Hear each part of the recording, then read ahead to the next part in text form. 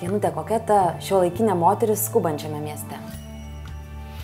Na, tų moterų, aišku, yra labai įvairių.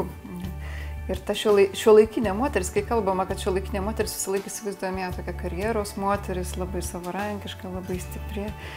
Bet tos stiprios šiuolaikinės moteris, jos irgi dar galima jas klasifikuoti į kelias rūšis. Pavyzdžiui, yra tos moteris, kurios siekia prilygti vyrams.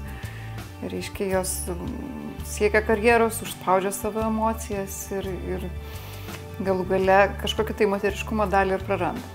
Yra iš senų laikų likusio moterų, kurios jaučiasi nepilnavertiškos kaip moteris, na, tarsi blogesnės už vyrus.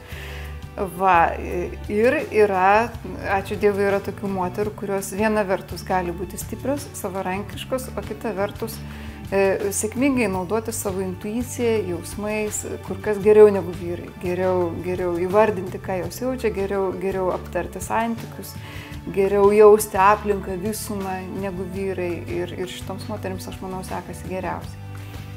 Būtų labai įdomu giliau ir iš esmės pagvildenti šią temą, apie kurią jūs pradėjote kalbėti. Todėl, Genutė, aš jūs kviečiu susitikti dar kartą balandžio 14 dieną.